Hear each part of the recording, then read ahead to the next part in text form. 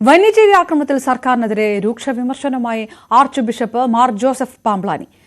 മലയോര ജനതയെ സർക്കാർ കാണുന്നത് വന്യമൃഗങ്ങളുടെ ഭക്ഷണമായിട്ടാണ്. തീക്കൊള്ളി കൊണ്ട് തലചൊറിയാൻ വനം വകുപ്പ് ശ്രമിക്കരുത്.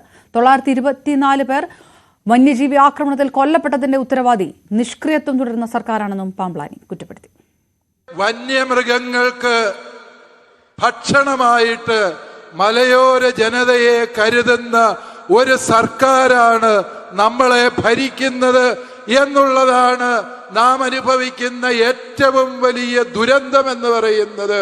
ഞാൻ കൽപ്പറ്റയിൽ പ്രസംഗിച്ചപ്പോൾ പറഞ്ഞു, ഈ സർക്കാരിനോട് പറയുന്നതിനേക്കാളും ഫലം കിട്ടും നമ്മെ കൊന്നു തിന്നാൻ വരുന്ന കടുവായുടെയും പുലിയുടെയും മുമ്പിൽ ചെന്ന് കൈകൂപ്പി പറഞ്ഞാൽ അതുങ്ങൾക്ക് ഇവയേക്കാളും ആത്മാർത്ഥതയും ലജ്ജയും ഉണ്ടാകും.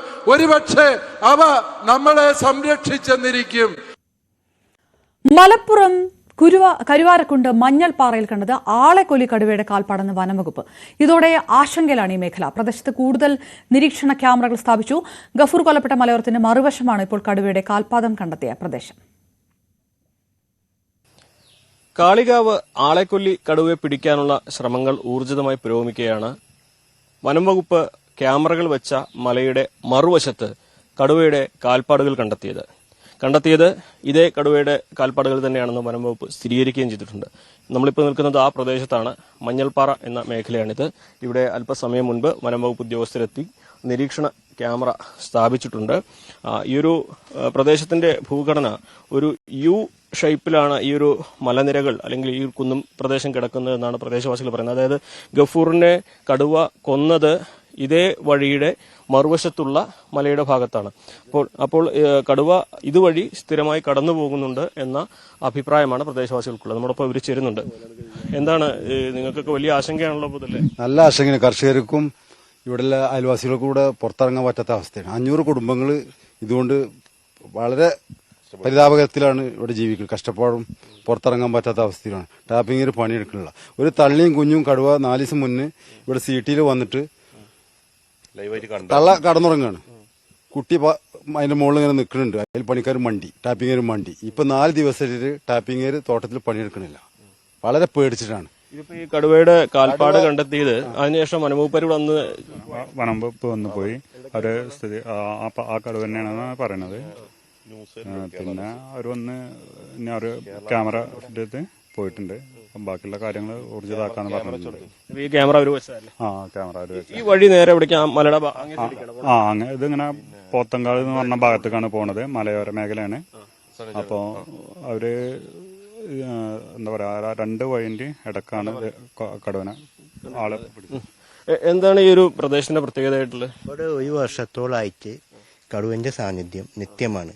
പലവട്ടം ഓല അറിയിച്ചിട്ടും ഒരു വന്നു പോകാന്നല്ലാതെ ഒരു ആഭാസമായിക്ക് ജനങ്ങളെ വെടിയാക്കുന്ന രൂപത്തിൽ വന്നു പോകാന്നല്ലാതെ അതിൻ്റെ മുൻകരുതായിട്ട് എടുക്കലോ ജനങ്ങളെ ബോധപ്പെടുത്താനോ ഒരു തയ്യാറാണല്ല.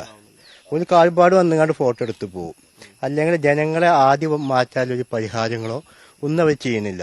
ഞാൻ 1 വർഷമായിട്ട് ഇതിന്റെ പേപ്പർ വർക്ക് ചെയ്തുകൊണ്ട് DFO പരാതി കൊടുത്തതിന് DFO തന്ന മറുപടി എനിക്കത്. നിങ്ങൾക്ക് ഒരു മിനിറ്റ് ഇവിടുത്തെ ഈ ദൃശ്യങ്ങളോട് കാണിക്കണം. നമ്മൾ നേരത്തെ കടുവയുടെ കാൽപാദം പതിഞ്ഞത് ഈ ഒരു മേഖലയിൽ ഇപ്പൊ നമുക്കിവിടെ കാണാൻ കഴിയില്ല. കാരണം ഇതിനകം വനംവകുപ്പിന്റെ കുറെ വാഹനങ്ങളൊക്കെ ഇതിനെ കടന്നു പോയതുകൊണ്ട് ഒരുപക്ഷെ നമുക്ക് ഇപ്പോൾ കാൽപാദം കാണാൻ കഴിഞ്ഞു എന്ന് വരില്ല. വലിയ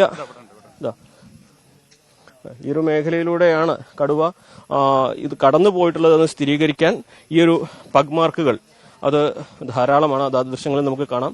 കടുവയുടെ കാൽപാദം, ഇത് കടുവയുടെ കാൽപാദം തന്നെയാണ്. അതായത് ഗഫൂറിനെ കൊന്ന അതേ കടുവയുടെ കാൽപാദമാണെന്ന് വനംവകുപ്പ് ഇതിനോടകം സ്ഥിരീകരിച്ചിട്ടുണ്ട്. അതിനുശേഷം കടുവ കടന്നു പോയിട്ടുള്ളത് ഈ മലയുടെ മുകൾ ഭാഗത്തേക്കാണ്. നമുക്ക് ആ പ്രദേശം കൂടി കാണാൻ കഴിയും.